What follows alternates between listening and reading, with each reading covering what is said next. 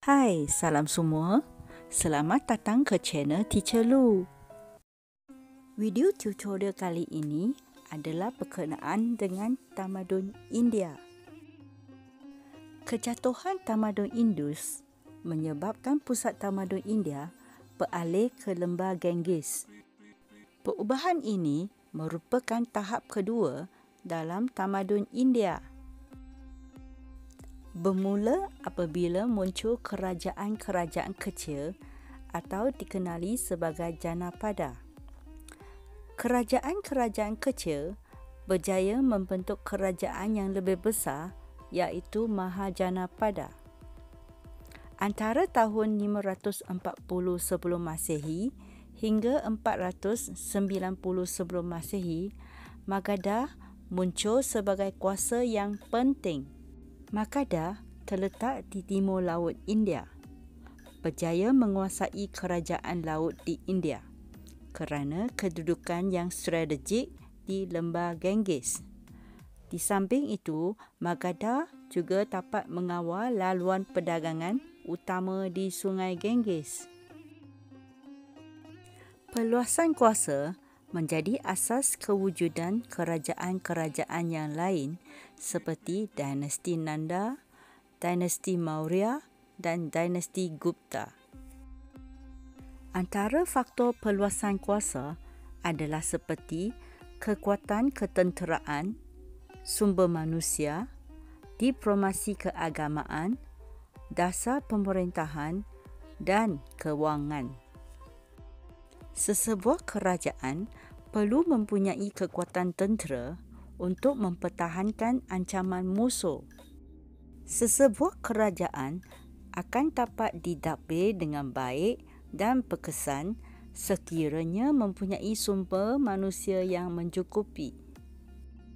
Manakala aspek keagamaan dan kemanusiaan juga penting dalam perluasan kuasa dan pengaruh kerajaan selain daripada aspek ketenteraan. Dasar perluasan kuasa juga ditentukan oleh raja yang memerintah sesebuah kerajaan. Pembiayaan yang mencukupi daripada pembendaharaan kerajaan juga akan memudahkan perluasan kuasa. Perluasan kuasa merupakan usaha yang dilakukan oleh sesebuah kerajaan atau raja bagi menguasai dan memperluas pengaruh di sesebuah kawasan atau usaha untuk mengatasi pihak yang lain. Terdapat dua bentuk perluasan kuasa, iaitu perluasan secara fizikal dan perluasan secara keagamaan. Perluasan fizikal merupakan perluasan kuasa yang dilakukan oleh sesebuah kerajaan dengan menguasai wilayah-wilayah lain. Sesebuah kerajaan mengakui taklukan dan akan mematuhi peraturan yang ditetapkan oleh kerajaan yang menang dan lebih berkuasa.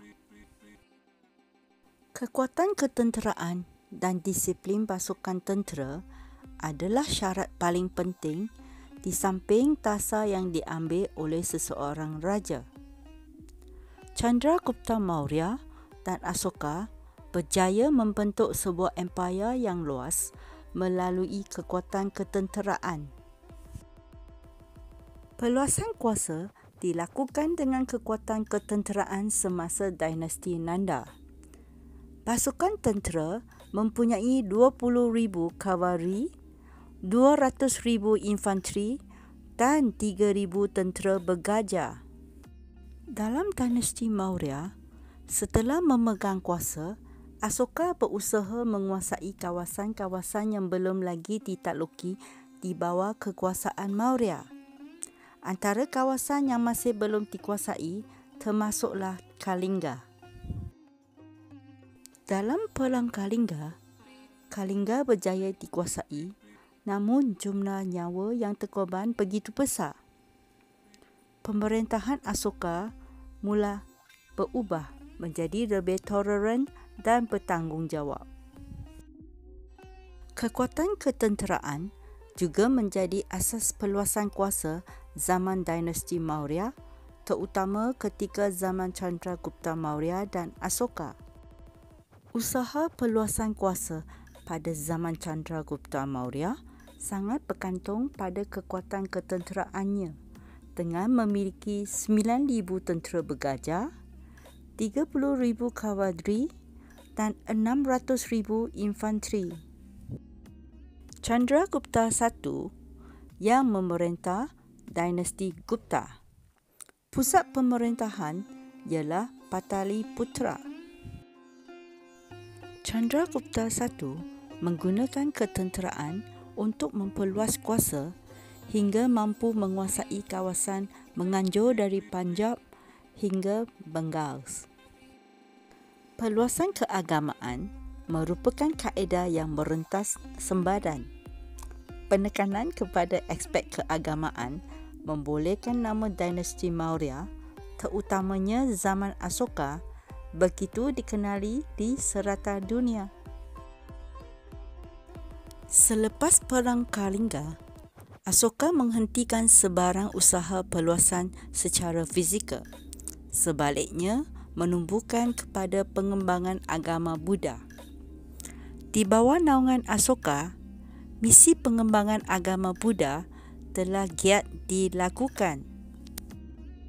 Bagi mengukuhkan pembinaan negara, peraturan dan undang-undang yang ditetapkan oleh Asoka telah diukir pada tiang batu yang dikenali sebagai Tiang Asoka di tempat yang strategik.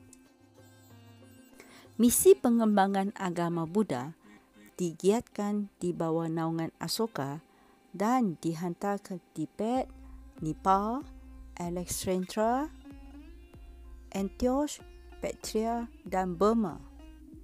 Mahendra mengetuai misi penyebaran agama ke Sri Lanka, manakala Sona dan Utara ke Asia Tenggara.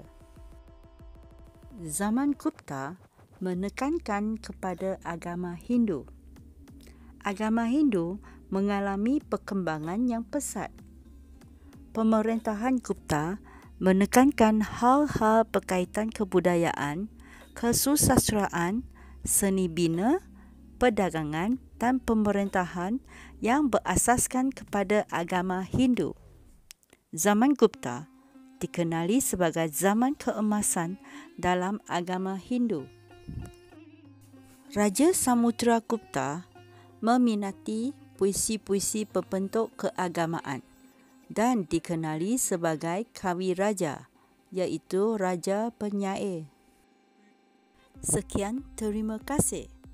Sekiranya tutorial ini adalah bermanfaat, sila tekan like, share dan jangan lupa subscribe channel saya.